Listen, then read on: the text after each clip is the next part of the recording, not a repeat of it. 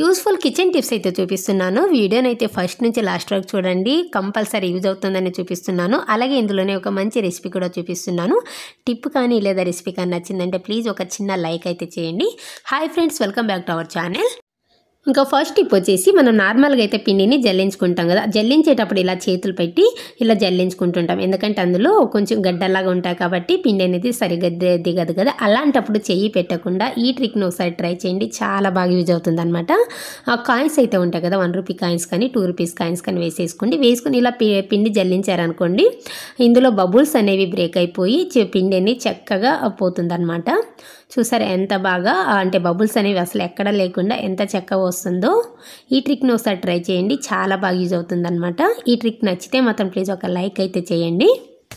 ఇంకా నెక్స్ట్ వచ్చేసి మనం నార్మల్గా నైట్ టైం అయితే అన్ని సామాన్లన్నీ కూడా కడిగి తర్వాత పడుకుంటాం కదా. అలాంటప్పుడు ఏమంటే నైట్ టైం ఒక్కొక్కసారి అంటే బొద్దింకలు కానీ లేదా బల్లలు కానీ తిరుగుతూ ఉంటాయి. అలాంటప్పుడు ఏం చేయలేము, మార్నింగ్ లేచిన తర్వాత బౌల్స్ కానీ గ్లాసెస్ కానీ మరి వాష్ చేసుకుంటాం. అంటే ఎందుకంటే తిరిగింటాయేమో అని చెప్పేసి భయం ఉంటుంది కదా. అలాంటప్పుడు ఈ ట్రిక్ను ఒకసారి ట్రై చేయండి. పాత వేలైతే ఉంటుంది కదా, ఆ వేల్ని కప్పేసేయండి. బల్లలు కానీ బొద్దింకలు కానీ పడ్డాయనే భయం కూడా ఉండదన్నమాట. ఈ ట్రిక్ని ఒకసారి ట్రై చేయండి, చాలా బాగా వర్కౌట్ అవుతుంది. ఆ తర్వాత నెక్స్ట్ వచ్చేసి ఇదే విధంగా స్పూన్స్కి అయితే ఒక స్టాండ్ అయితే యూజ్ చేస్తుంటాం కదా. స్పూన్స్కైనా లేదా ఇలా గ్లాసెస్ పెట్టుకోవడానికైనా ఇలాంటి స్టాండ్ అయితే యూజ్ చేస్తుంటాం కదా. ఇలా ఆ స్పూన్స్లో కూడా బొద్దింకలు కానీ బల్లలు కానీ వస్తూ ఉంటాయి కదా. అలాంటప్పుడు డౌట్స్ ఏమీ లేకుండా ఇదే విధంగా ఒక పాత చున్నీ ఉంది కదా, ఆ పాత చున్నీని కప్పేసుకున్నారనుకోండి, ఏ డౌట్ అనేది ఉండదన్నమాట. ఒకసారి ట్రై చేయండి. ఇంకా నెక్స్ట్ వచ్చేసి రోల్ కడిగిన తర్వాత మనం ఇలాగే పెట్టేసామనుకోండి, అందులోకి డస్ట్ పడిపోతుంది. అలాగే ఒక్కొక్కసారి ఇందులోకి బల్లులు కానీ లేదా బొద్దింకలు కానీ పాలాడే ఛాన్సెస్ ఉంటుంది. కాబట్టి దీనికి ఒక గ్లాస్ కవర్ చేయండి, ఆ ప్రాబ్లం అనేది రాకుండా ఉంటుందన్నమాట. ఆ తర్వాత పిల్లలైతే ఇలాంటి లేస్ ప్యాకెట్స్ అయితే తిని పడేస్తుంటారు కదా, అలాంటి లేస్ ప్యాకెట్స్తో కూడా చాలా బాగా యూజ్ చేసుకోవచ్చు అనమాట. ఇంకా పడేయకండి, లేస్ ప్యాకెట్ తీసుకోండి. తీసుకున్న తర్వాత ఇప్పుడు నేనైతే ఒక వెల్లుల్లి గడ్డ ఒకటి తీసుకున్న తర్వాత వీటిని పాయల్లాగా విడదీసేసుకోవాలి. ఇలా విడదీసుకున్న తర్వాత ఇప్పుడు లేస్ ప్యాకెట్ లోపల పెట్టేసుకున్న తర్వాత ఏదైనా చపాతీ కర్రతో కానీ లేదా ఈ విధంగా రాయితో కానీ ఈ విధంగా లైట్గా ఇలా ప్రెస్ చేయండి. ఇలా అంటే దంచుకోవాలన్నమాట. లైట్గా ఇలా దంచుకున్నారనుకోండి, అది కొంచెం పగిలినట్టుగా వస్తుంది కదా, తీయడానికైతే చాలా ఈజీగా అవుతుంది అనమాట. నార్మల్గా ఒక్కొక్కసారి మార్నింగ్ హడావిడికి కర్రీలో కానీ చట్నీలో కానీ ఇలా చేతితో వలుచుకుంటుంటాం కదా, ఇలా ఒకసారి ట్రై చేయండి. చాలా ఈజీగా ఒక 1 మినిట్లో వలిచేసుకోవచ్చు అనమాట. చూడండి, నేనైతే 1 నిమిషంలో ఒక పెద్ద గడ్డ వెల్లుల్లి అయితే వలిచేసుకున్నాను. ఒకసారి ట్రై చేసి చూడండి. ఇలా కాకుండా ఇంకా నెక్స్ట్ ట్రిక్ కూడా చూపిస్తున్నాను చూడండి, అది కూడా చాలా బాగా యూజ్ అవుతుంది అనమాట. చాలా ఈజీగా ఒక 1 మినిట్లో వలిచేసుకోవచ్చు, ఎన్ని వెల్లుల్లి ఉన్నా సరే. నేనైతే ఇక్కడ ఒక గడ్డ వెల్లుల్లి తీసుకున్నాను. ఈ గడ్డ ఎలా ఉండాలంటే మెత్తగా ఉండకూడదు అనమాట, అంటే ఫుల్ డ్రై అయిపోయి ఉండాలి. మెత్తగా ఉందనుకోండి ఈ ట్రిక్ అనేది అస్సలు పనిచేయదు. ఒక గడ్డ వెల్లుల్లిని తీసేసుకుని ఈ విధంగా పాయల్లాగా విడదీసేసుకోండి. పైనంతా తీసి పడేసేయండి. ఇంకా ఇలా పాయల్లాగా విడదీసేసిన తర్వాత ఇప్పుడు ఏం చేస్తారంటే దీనికి ఒక గాజు గ్లాస్ అయితే తీసేసుకోండి. దీనికి మరి ప్లాస్టిక్ బాక్స్ కానీ లేదా ఇలాంటి డబ్బా ఏమైనా ఉంటే పనిచేయదనమాట. గాజు గ్లాస్ అయితేనే బాగా వర్కౌట్ అవుతుంది ఈ ట్రిక్కి. తీసేసుకొని అందులో వేసేసుకోండి. వేసేసుకున్న తర్వాత దీనికి మూత పెట్టేసి ఈ విధంగా బాగా షేక్ చేయాలన్నమాట. అంటే అది వెల్లుల్లి అనేది పైన క్యాప్కి తగలాలన్నమాట. కొంచెం గట్టి ఒక 2 నిమిషాల పాటు ఇలాగే షేక్ చేశారనుకోండి, ఈ విధంగా ఎంత చక్కగా ఊడిపోతాయో తెలుసా. చూడండి, ఈ విధంగా అన్నీ అయితే ఊడిపోవు, కానీ కొన్ని క్లియర్గా వస్తాయి. ఇంకా కొన్ని ఏంటంటే కొద్దిగా అంటుకున్నట్టుగా వస్తుంది అనమాట. అంటే పైన లేయర్ అనేది కొంచెం లూజ్ అయిపోతుంది. ఇలా తీయడానికైతే చాలా ఈజీగా తీసేసుకోవచ్చు.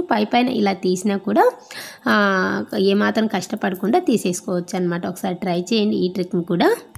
ఒక్కొక్కసారి ఏమవుతుందంటే మన వేళ్ళకి అంటే నెయిల్స్ అనేవి అస్సలు ఉండవు అనమాట. అలాంటప్పుడు తీయడానికైతే చాలా ప్రాబ్లం అవుతుంది కదా. అలాంటప్పుడు ఆ టైంలో ఈ ట్రిక్ను ఒకసారి ట్రై చేయండి. చాలా చక్కగా నిమిషాల్లో తీసేసుకోవచ్చు అనమాట, ఏ ప్రాబ్లం లేకుండా. ఈ విధంగా అన్నిటిని కూడా తీసేసుకున్నాం కదా, జస్ట్ ఒక 1 మినిట్లో ఒక 2 గడ్డలు వెల్లుల్లిని అయితే వలిచేసుకున్నాను నేనైతే. ఈ విధంగా వలిచేసుకున్న తర్వాత ఇప్పుడు ఏం చేశారంటే దీనికి అంటే వెల్లుల్లి ఎంతైతే తీసుకుంటామో అంతే క్వాంటిటీలో అల్లం ముక్కలు తీసుకోవాలి. తీసేసుకున్న తర్వాత లేస్ ప్యాకెట్ ఉంటుంది కదా, లేస్ ప్యాకెట్లో వేసేసుకోవాలన్నమాట.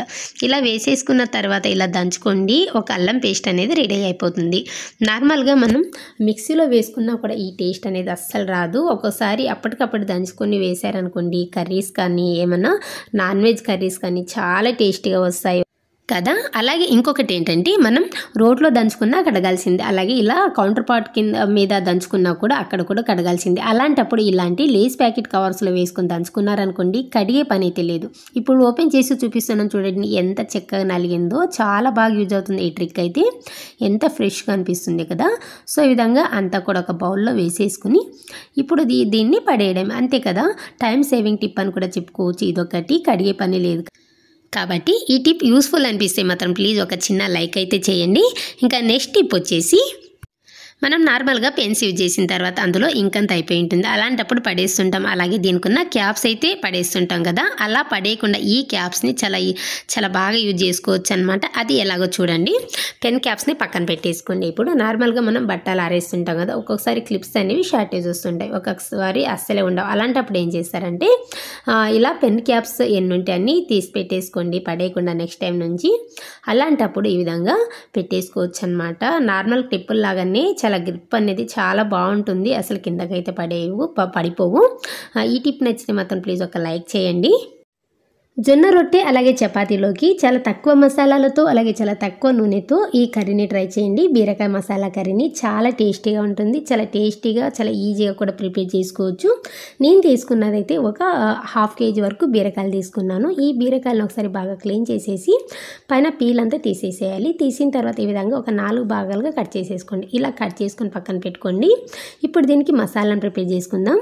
ఒక మిక్సీ జార్ తీసుకోండి. తీసుకున్నాక అందులోకి ఒక 1/4 కప్పు వరకు పచ్చి కొబ్బరి ముక్కలు, ఎండు కొబ్బరి వేసుకోవద్దు, పచ్చి కొబ్బరి వేసుకోండి, టేస్ట్ బాగుంటుంది. అలాగే ఒక 1/4 కప్పు వరకు వేయించిన పల్లీలు వేసుకోవాలి. ఆ తర్వాత ఒక 10-12 వెల్లుల్లి రెబ్బలు, ఇవి నాటు అనమాట, హైబ్రిడ్ కాదు, ఇవి వలవడానికి అయితే రాదు, అందుకని పైన పీల్తో పాటు వేసేస్తున్నాను, టేస్ట్ బాగుంటుంది. ఆ తర్వాత ఒక 2 స్పూన్ల వరకు కారం, 1 స్పూన్ ధనియాల పొడి, రుచికి సరిపడా ఉప్పు వేసుకోవాలి. ఆ తర్వాత ఒక 1/2 టీ స్పూన్ వరకు పసుపు వేసుకొని నెక్స్ట్ ఇందులోని కొద్దిగా చింతపండు వేసేసుకోండి. వేసుకున్న తర్వాత ఇందులోకి వాటర్ ఏమీ లేకుండా డ్రైగానే గ్రైండ్ చేసుకోవాలి. ఈ విధంగా గ్రైండ్ చేసేసుకున్న తర్వాత ఇప్పుడు ఇందులోకి కొద్దిగా వాటర్ని యాడ్ చేసుకుని మెత్తటి పేస్ట్లా గ్రైండ్ చేసుకుని ఆ తర్వాత లాస్ట్లో కొద్దిగా కొత్తిమీర వేసుకోండి, కాడలతో పాటు వేసుకోండి. ఆ తర్వాత కొద్దిగా బెల్లం, ఒక 1/2 స్పూన్ వరకు, చాలా టేస్టీగా వస్తుంది. ఈ బీరకాయ కర్రీలో కూడా బెల్లం ఎందుకు అని అనుకుంటున్నారా, టేస్ట్ అనేది చాలా బాగుంటుంది, ఉప్పు కారం పులుపు బ్యాలెన్స్ అయ్యి. సో ఈ విధంగా గ్రైండ్ చేసేసుకున్న తర్వాత ఈ మసాలా అంతా కూడా ఒక ప్లేట్లో తీసేసుకోండి. తీసుకున్నాక ఇప్పుడు బీరకాయని తీసేసుకుని అందులోకి స్టఫ్ చేసుకోవాలన్నమాట. స్పూన్తో కాకుండా ఇలా చేత్తోనే స్టఫ్ చేసేసుకోండి. ఇలా అన్నిటిని కూడా రెడీ చేసుకోండి. ఇప్పుడు స్టవ్ మీద ఒక కుక్కర్ పెట్టుకుని అందులోకి ఒక 2 స్పూన్ల వరకు ఆయిల్ వేసుకోవాలి. చాలా తక్కువ ఆయిల్తో చేసుకోవచ్చు అనమాట. ఆయిల్ కాస్త హీట్ అయిన తర్వాత తరిగిన ఉల్లిపాయ పెద్ద సైజు ఒకటి వేసుకుంటున్నాను. ఇంకా ఇందులోకి కొద్దిగా కరివేపాకు ఉన్న కూడా వేసుకోండి. వేసుకుని ఇవి కొంచెం ఫ్రై అవ్వాలి. లైట్గా ఫ్రై అయ్యాక ఇప్పుడు ఇందులోకి స్టఫ్ చేసుకున్న బీరకాయలను అన్నిటిని కూడా వేసుకోవాలి. కుక్కర్ని కొంచెం వెడల్పుగా ఉన్న కుక్కర్ తీసుకోండి, అప్పుడే ఒకదాని మీద ఒకటి పడుకునే విధంగా ఫ్రీగా వేసుకోవచ్చు. అన్నిటిని కూడా ఇలా వేసేసుకున్న తర్వాత ఇప్పుడు దీన్ని ఒక 2-3 నిమిషాల పాటు లో టు మీడియం ఫ్లేమ్ మీద ఫ్రై చేసుకోవాలి. ఒక 3 నిమిషాల తర్వాత వీటిని టర్న్ చేసేసుకోండి రెండో వైపు. ఇలా అన్నిటిని కూడా టర్న్ చేసేసుకుని ఇప్పుడు కూడా ఒక 2-3 నిమిషాల పాటు ఫ్రై చేసుకోవాలి. సో ఈ విధంగా ఒక 3-4 నిమిషాలు ఇలా ఫ్రై చేసుకుంటే ఇలా మసాలా అనేది ఫ్రై అయిపోయి ఇలా ఆయిల్ అనేది రిలీజ్ అవుతుందన్నమాట. సో ఈ విధంగా కొంచెం కదుపుకోండి, ఎక్కడైనా కొంచెం అడుగంటినా కలిసిపోతుంది అనమాట. ఇప్పుడు కొంచెం ఇలా బీరకాయలు మధ్యలో పక్కకు తీసేసుకుని కరెక్ట్ మిడిల్లో ఇంకా మిగిలిన కారం ఉంటుంది కదా, ఆ కారం వేసేసుకుని ఒక 2 నిమిషాలు ఇలా ఫ్రై చేసుకోండి. పచ్చివాసన అంతా పోయి అందులో నుంచి కూడా ఆయిల్ అనేది రిలీజ్ అవుతుంది అనమాట. సో వన్స్ ఈ విధంగా ఆయిల్ ఇలా రిలీజ్ అయిన తర్వాత అంతా కూడా ఒకసారి కలిపేసుకోండి. కలుపుకున్న తర్వాత ఇప్పుడు ఇందులోకి అదే మిక్సీ జార్లోకి మసాలా వేస్ట్ కాకుండా 1 కప్పు వరకు వాటర్ వేసుకుంటున్నాను. ఈ వాటర్ని గ్రేవీ అనేది కొంచెం చిక్కగా ఉండేలాగా వేసుకోవాలి. నేనైతే 1 గ్లాస్ వరకు వేసేసుకున్నాను. కన్సిస్టెన్సీ అనేది ఈ విధంగా కొంచెం చిక్కగా ఉండాలన్నమాట. ఇప్పుడు దీనికి మూత పెట్టేసి జస్ట్ 1 విజిల్ ఉడికించుకోండి సరిపోతుంది. ఎందుకంటే ఆల్రెడీ ఒక సగం వరకు ఫ్రై అయిపోయే బీరకాయ ముక్కలు అయితే 1 విజిల్ కుక్ చేసుకుంటే సరిపోతుంది. ఇప్పుడు చూడండి, 1 విజిల్ అయిపోయిన తర్వాత చూపిస్తున్నాను. గాలంతా పోయిన తర్వాత కర్రీ అనేది పర్ఫెక్ట్గా ఉంది, ఇంకా చూడాల్సిన అవసరం కూడా లేదనమాట. కన్సిస్టెన్సీ చూసారు ఎంత చిక్కగా వచ్చిందో. లాస్ట్లో కొంచెం కొత్తిమీర వేసేసుకుని ఇదంతా కూడా ఒకసారి కలిపేసుకుని పక్కకు తీసేసుకోండి. అంతే, చాలా టేస్టీగా ప్రిపేర్ చేసుకోవచ్చు కదా. ఇంకా దీనికి కాంబినేషన్గా ఒక మంచి జొన్న రొట్టె కూడా చూపిస్తున్నానండి. చేత్తో కొట్టుకుని చాలా టేస్టీగా మెత్తగా ప్రిపేర్ చేసుకోవచ్చు. నేనైతే రొట్టెలు చేయడం స్టార్ట్ చేశాను. ఆ తర్వాత గుర్తుకొచ్చింది. మా అపార్ట్మెంట్లోని పక్క పోర్షన్ అనమాట. రొట్టెలు చేయడంలో చాలా పర్ఫెక్ట్. జొన్న పిండిని తీసుకుని ఒక కప్ వరకు ఇలా జల్లెడ పెట్టుకోయింది. జల్లెడ పెట్టుకున్న తర్వాత ఇందులోకి కొద్దిగా చల్లీళ్ళని వేసుకోవాలి. నార్మల్గా అయితే మన సైడ్ అలాగే మనం ఏం చేస్తామంటే వేడి నీళ్ళు వేసుకొని పిండిని కలుపుకుంటాం కదా, అలా కాకుండా వీళ్ళు ఏంటంటే చన్నీళ్ళు వేసుకొని కలుపుకుంటారనమాట. చన్నీళ్ళు వేసుకొని కలుపుకున్నా కూడా పిండి అనేది ఎంత స్టిక్కీగా అంటే జిగురులాగా వస్తుందన్నమాట. ఈ విధంగా కొద్దిగా వాటర్ని చల్లుకుంటూ పిండిని నీట్ చేసుకోవాలన్నమాట. అప్పుడే అదేంటంటే స్టిక్కీగా వస్తుంది, అలాగే సాఫ్ట్గా కూడా వస్తుంది అనమాట. అలాగని మరీ స్టిక్గా ఉండొద్దు. ఇలా పట్టుకుంటే కొంచెం సాఫ్ట్గా ఉండాలి, అలాగే స్టిక్గా ఉండాలి. సో ఈ విధంగా బాగా నీట్ చేసేసుకున్న తర్వాత అందులో నుంచి ఒక పిండి ముద్దని చపాతీ పిండి సైజ్ అంతా తీసేసుకుని కొద్దిగా విధంగా రౌండ్గా చేసేసుకున్న తర్వాత అడుగున కొద్దిగా పొడి పిండి చల్లుకుని ఇలా కాల్చుకోవాలన్నమాట. లెఫ్ట్ హ్యాండ్ చూసారా, ఈ విధంగా సపోర్ట్ పెట్టుకోవాలన్నమాట. ఇలా సపోర్ట్ పెట్టుకుని ఇలా కొట్టడం వల్ల ఏంటంటే క్రాక్స్ రాకుండా రౌండ్ షేప్లో వస్తుంది. చూసారా ఎంత ఫాస్ట్గా కొడుతున్నారు, వితిన్ సెకండ్స్లలో కొడుతున్నారండి. ఏమి చేసింది ఒక 10 నిమిషాల్లో 10 రొట్టెలు చేసేసింది. అంత ఫాస్ట్గా చేస్తున్నారనమాట. అంటే రొట్టెలు చేయడంలో పర్ఫెక్ట్ అన్నాను కదా, ఎక్స్పర్ట్స్ కూడా అని కూడా చెప్పుకోవచ్చు. సో ఈ విధంగా కొట్టిన తర్వాత ఇప్పుడు వేడి పెనం మీద వేసేసుకోవాలి. వేసుకున్న తర్వాత ఇంకొకటి ఏంటంటే మంటని హై ఫ్లేమ్లో పెట్టుకుని కాల్చుకోవాలి. ఆ తర్వాత వేయంగానే పై లేయర్ అనేది ఆరిపోకుండా ముందు వాటర్లో తడుపుకుని ఆ క్లాత్ని ఈ విధంగా పైన అప్లై చేసుకోవాలన్నమాట ఆ వాటర్ని. సో ఈ విధంగా ఒకవైపు కాలిన తర్వాత రెండో వైపుకి టర్న్ చేసేసుకోవాలి. ఈ రొట్టెలు నేనంటే అటు ఇటు పదే తిప్పుకుంటూ కాల్చుకోవద్దు. జస్ట్ ఒక్కసారి ఇలా వేసుకుని కాల్చి అటు ఇటు ఒక్కసారి తిప్పుకోవాలి అటు ఇటు, అప్పుడే సాఫ్ట్గా వస్తాయన్నమాట. చాలా ఈజీగా ప్రిపేర్ చేసేసుకోవచ్చు. చూసారా ఎంత ఫాస్ట్గా చేస్తున్నారు. వితిన్ ఒక 10 మినిట్స్లో ఒక 10 రొట్టెలు అయితే చేసేసారు. ఇప్పుడు చూపిస్తున్నాను చూడండి ఎంత సాఫ్ట్గా వచ్చాయో, స్పాంజ్ లాగా భలే ఉన్నాయన్నమాట. ఇంకా నేను పెట్టుకున్నది అయితే దోశ పెనం మీద కాల్చుకున్నాను. ఇంకా ఐరన్ తవా మీద అయితే ఇంకా సాఫ్ట్గా వస్తాయన్నమాట. అందుకని చెప్పేసి ఈ కర్రీ కాంబినేషన్ అయితే రొట్టెలోకైనా చపాతీలోకైనా సూపర్గా అనమాట. ఎస్పెషల్లీ జొన్న రొట్టెలోకి చాలా టేస్టీగా ఉంటుంది. ఈ రెసిపీ నచ్చితే మాత్రం మీరు కూడా ఒకసారి ట్రై చేయండి. Thank you.